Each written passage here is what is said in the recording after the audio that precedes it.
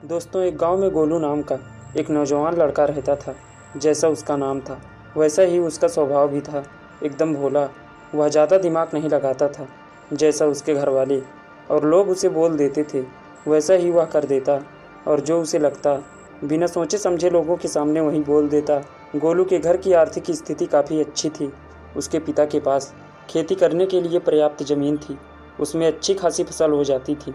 गोलू के माता पिता काफ़ी दयालु स्वभाव के व्यक्ति थे, लेकिन लोग उनके इस दयालु स्वभाव का गलत फ़ायदा उठाते थे। गांव के लोग अक्सर अपनी मजबूरी सुनाकर उनसे अनाज और पैसे उधार मांग लेते, लेकिन लौटाते समय आनाकानी करते और तरह तरह के बहाने बनाते। गोलू के माता पिता भी अपने शांत और दयालु स्वभाव की वजह से लोगों से अपना उधार वापस लेने के लिए दबाव नहीं डालते थे।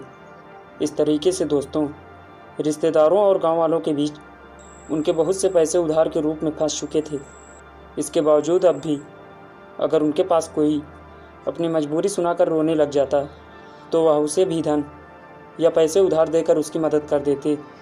शायद अपने माता पिता की वजह से ही गोलू का स्वभाव भी इतना भोला था। इसी बीच गोलू के माता पिता बड़े धूमधाम से गोलू की शादी भी कर देते हैं, लेकिन गोलू की पत्नी अच्छा स्वभाव से थोड़ी तेज और नाज नखरे वाली थी, इसलिए वह अपने मनमर्जी के खर्चे करती थी और अपनी बातों से घर वालों को दबा कर रखती। लेकिन गोलू अपनी पत्नी से बहुत प्रेम करता था। वह उसकी हर इच्छा पूरी करता और उससे अपनी सारी बातें साझा करता। इसी तरीके से कुछ साल बीत गए, लेकिन एक दिन अचानक गोलू के पिता की तबीयत खराब हो गई। उन्हें एक गांव के वैद्य के पास ले जाया गया, लेकिन गांव के वैद्य को उनकी बीमारी का पता नहीं चल पाया। तो फिर उन्हें नगर के बड़े डॉक्टर के पास ले जाया गया, जहां जाकर उन्हें पता चला कि गोलू के पिता के शरीर में कर्क रोग की शुरुआत हो चुकी है। वैद्य ने गोलू की मां को बताया कि वैसे तो रोग का कोई इलाज नहीं है, लेकिन अभी रोग की शुरुआत हुई है, इसलिए अगर सही उपचार किया जाए तो संभावना है कि रोगी को बचाया जा सकता है। लेकिन इस उपचार में समय और धन दोनों की बड़ी मात्रा में ज़रूरत है। गोलू और गोलू के पिता को वैद्य के पास छोड़कर उसकी मां धन की व्यवस्था करने के लिए गांव वापस आ जाती है, और वह उन सभी लोगों के घर जाती है जिनको पैसे उधार दे रखे थे। उनमें से कुछ लोग तो पैसा वापस कर देते हैं, लेकिन ज़्यादातर लोग यहाँ वहाँ के बहाने बनाकर बात टाल देते हैं। इसलिए गोलू की माँ गांव के सेठ से ब्याज में पैसे लेकर शहर वापस चली आती है और अपने पति का इलाज शुरू करवाती है। लेकिन इलाज बहुत ही महंगा था और लंबा चल रहा था, इसलिए साहूकार से और ज़्यादा पैसे उधार लेने के बजाय गोलू और उसकी माँ ने अपना कुछ खेत बेचने का निश्चय किया, और उन्होंने अपने कुछ खेत को गांव के सेठ को बेच भी दिए। लेकिन इतना लंबा इलाज करवाने के बावजूद भी गोलू के पिता की तबीयत ठीक होने की नाम ही नहीं ले रही थी। उनके इलाज के खर्चों की वजह से लगातार गोलू के माँ के गहने और उनके खेत बिकते चले गए। अब तो उनके पास नाम मात्रा के ही शेष खेत रह गए थे। लेकिन दूसरी तरफ गोलू के पिता की तबीयत दिनों दिन और भी ख़राब होती जा रही थी। एक दिन जब गोलू बाज़ार से कुछ सामान लेकर सेठ जी के घर पहुंचा, तो उसने देखा कि गोलू की माँ उसके पिता का सिर अपनी गोद में रखकर ज़ोर ज़ोर से रो रही है। गोलू के पिता इस दुनिया को छोड़कर जा चुके थे। उसके पिता की मौत के बाद उसकी माँ भी बहुत उदास और दुखी रहने लगी थी। साथ ही उनके परिवार में गरीबी का टूटा पड़ा था, क्योंकि जो थोड़े बहुत खेत बचे भी थे उन्हें गोलू सही तरीके से संभाल नहीं पा रहा था। अब तक घर और खेत की सारी जिम्मेदारी उसके पिता ही संभाला करते थे, इसलिए किसी भी काम को ठीक से नहीं कर पा रहा था। गोलू की पत्नी, जिसे मनमर्जी खर्चे कराने की आदत थी, उसके बेफजूल के खर्चे भी बंद हो चुके थे, इसलिए वह अपनी सास और गोलू के लिए कुछ भी नहीं थी। घर में रोज़ छोटी छोटी बातों पर झगड़ा कर लेती, लेकिन गोलू और उसकी माँ चुपचाप उसकी बातें सुन लेते।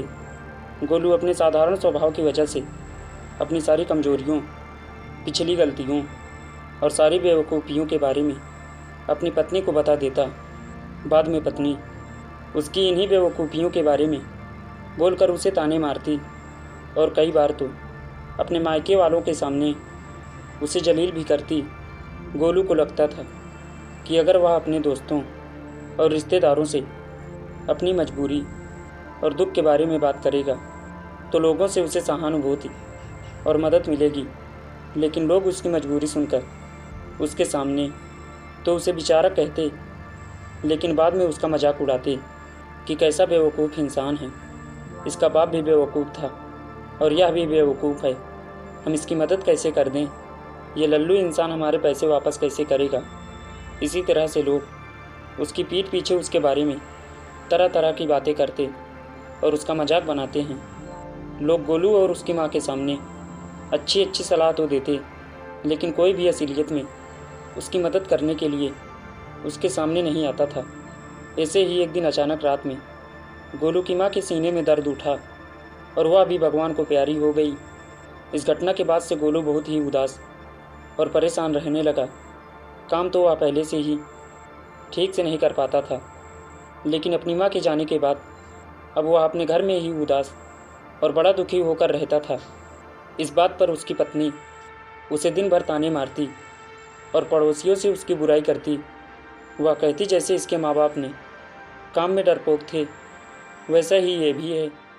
जब गोलू को पड़ोसियों के मुंह से अपनी पत्नी के द्वारा की गई उसकी बुराई के बारे में पता चला तो उसे बहुत गुस्सा आता और गुस्से में वह भी अपनी पत्नी की पड़ोसियों से बुराई कर देता, उनकी इस आदत की वजह से, और उन दोनों की एक दूसरे से चुगली भी करते, जिसकी वजह से गोलू और उसकी पत्नी के बीच झगड़े होने शुरू हो गए।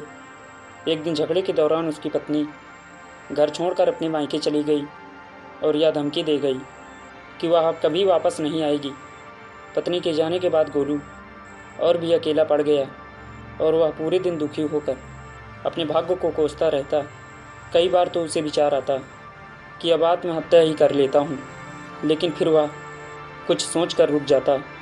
कुछ समय पहले तक जो लोग गोलू को अपना दोस्त, पड़ोसी और रिश्तेदार बनकर मीठी मीठी बातें करते और उसके पिता से सहायता मांगते थे, आज वही लोग गोलू का मजाक उड़ाते और उसे पागल कहते।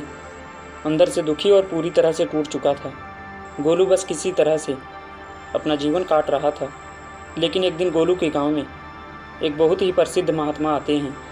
जब गोलू को उन महात्मा के बारे में पता चलता है तो वह सीधे उनके पास जाता है और उनके चरणों में गिर कर रोने लगता है।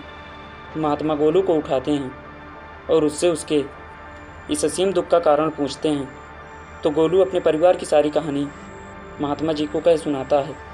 गोलू की पूरी बात ध्यान से सुनने के बाद महात्मा उससे कहते हैं, तुम्हारे परिवार की इस हालत का कारण कोई और नहीं बल्कि तुम्हारा और तुम्हारे माता पिता का हद से ज़्यादा सीधा होना और उन पारिवारिक बातों को दूसरों से बता देना है, जिन बातों को कभी किसी से साझा नहीं करनी चाहिए। तुम्हारे सीधे स्वभाव का इलाज लोगों के द्वारा दिए गए धोखों, तानों और तुम्हें इस हालत में कर दिया है। दोस्तों, यह वीडियो आपको पसंद आई हो तो इस चैनल को सब्सक्राइब और वीडियो को लाइक ज़रूर करें। तो चलिए मिलते हैं किसी अगले वीडियो में अगले टॉपिक के साथ। तब तक के लिए धन्यवाद।